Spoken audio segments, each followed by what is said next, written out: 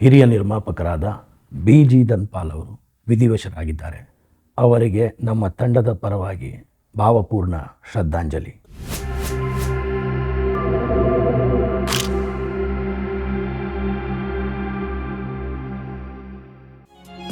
ಅನ್ನದಾತ ಸುಖೀ ಭವ.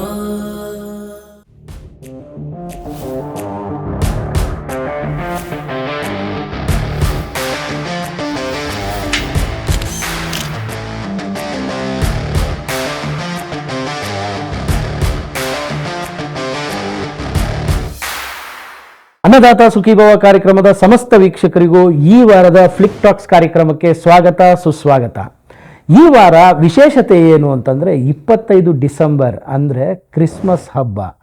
ಸಮಸ್ತ ಕ್ರೈಸ್ತ ಬಾಂಧವರಿಗೂ ಕ್ರಿಸ್ಮಸ್ ಹಬ್ಬದ ಶುಭಾಶಯಗಳು. ಮೆರಿ ಕ್ರಿಸ್ಮಸ್. ಮತ್ತು ಇನ್ನೊಂದು ಹಬ್ಬ ಇದೆ, ಏನು ಗೊತ್ತಾ?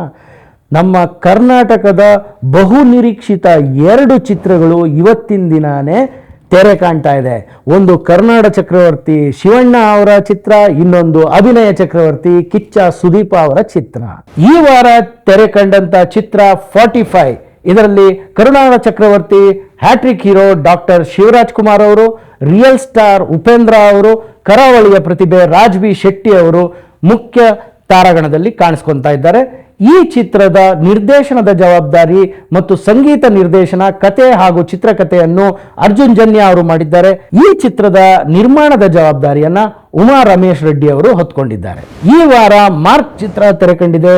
ಇದರ ಮುಖ್ಯ ಭೂಮಿಕೆಯಲ್ಲಿ ಅಭಿನಯ ಚಕ್ರವರ್ತಿ ಕಿಚ್ಚ ಸುದೀಪ ಅವರು ಕಾಣಿಸ್ಕೊತಾ ಇದ್ದಾರೆ. ಇವರ ಜೊತೆ ನವೀನ್ ಚಂದ್ರ ಅವರು, ಯೋಗಿ ಬಾಬು ಅವರು, ಗುರು ಸೋಮ್ ಸುಂದರ್ ಅವರು, ಡ್ರ್ಯಾಗನ್ ಮಂಜು ಅವರು, ಶೈನ್ ಟಾಮ್ ಚಾಕೋ ಅವರು ಕಾಣಿಸ್ಕೊತಾ ಇದ್ದಾರೆ. ಇದರ ನಿರ್ಮಾಣದ ಜವಾಬ್ದಾರಿಯನ್ನ ಸೆಂದಿಲ್ ತ್ಯಾಗರಾಜನ್ ಹಾಗೂ ಅರ್ಜುನ್ ತ್ಯಾಗರಾಜನ್ ಅವರು ಹೊತ್ಕೊಂಡಿದ್ದಾರೆ ಮತ್ತು ಇದರ ನಿರ್ದೇಶನದ ಜವಾಬ್ದಾರಿಯನ್ನ ವಿಜಯ್ ಕಾರ್ತಿಕೇಯ ಅವರು ಹೊತ್ಕೊಂಡಿದ್ದಾರೆ. ಇದರ ಸಂಗೀತ ನಿರ್ದೇಶನವನ್ನು ಅಜನೀಶ್ ಬಿ ಲೋಕನಾಥ್ ಅವರು ಮಾಡಿದ್ದಾರೆ. ಈ ವಾರ 3ನೇ ವಾರಕ್ಕೆ ಕಾಲಿಟ್ಟಿರುವಂತಹ ಚಿತ್ರ ದಿ ಡೆವಿಲ್.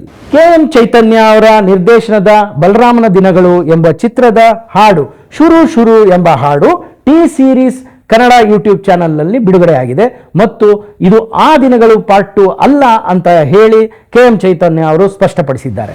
ಲವ್ ಮಾಕ್ಟೇಲ್ 3 ಅಂದರೆ ಅದು ಸೆಂಟಿಮೆಂಟಲ್ ಮಾಕ್ಟೇಲ್ ಅನ್ನೋದೇ ಒಂದು ಟ್ಯಾಗ್ ಲೈನ್ ಜೊತೆಗೆ ರಿಲೀಸ್ಗೆ ರೆಡಿ ಇದೆ.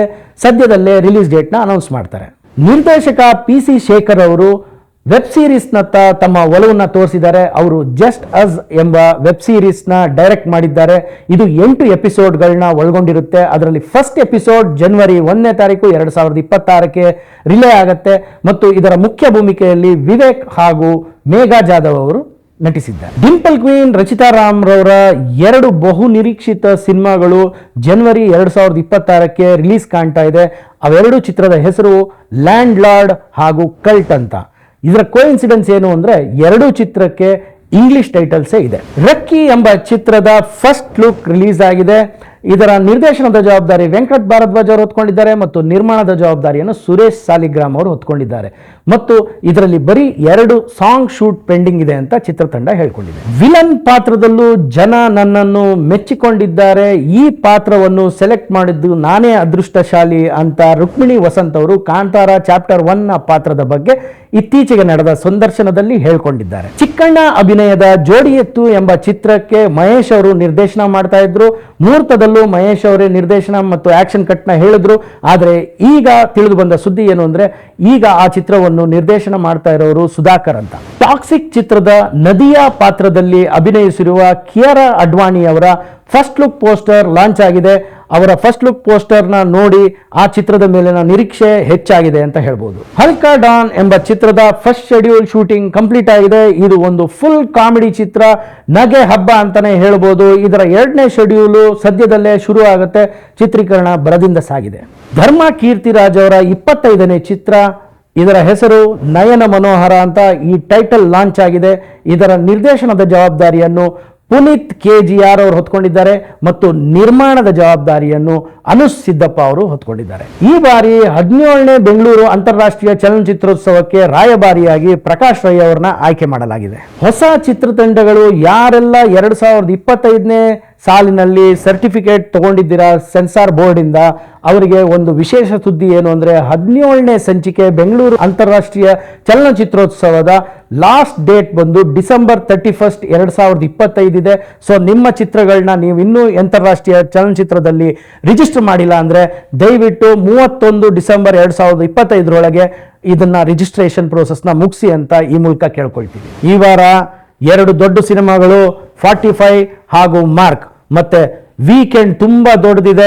24ನೇ ತಾರೀಕಿಂದ ಹಿಡಿದು 31ನೇ ತಾರೀಕು 1ನೇ ತಾರೀಕು ತನಕ ರಜೆಗಳಿದ್ದಾವೆ. ಸೊ ಕನ್ನಡ ಚಿತ್ರಗಳನ್ನ ಚಿತ್ರಮಂದಿರಕ್ಕೆ ಹೋಗಿ ಕಣ್ತುಂಬಿಕೊಳ್ಳಿ ಅಂತ ಈ ಮೂಲಕ ನಾವು ನಿಮ್ಮಲ್ಲಿ ಮನವಿ ಮಾಡ್ತೀವಿ. ಕನ್ನಡ ಚಿತ್ರರಂಗನ ಉಳಿಸಿ ಬೆಳೆಸಿ ಪ್ರೋತ್ಸಾಹಿಸಿ ಅಂತ ಕೇಳ್ಕೊಳ್ತೀವಿ.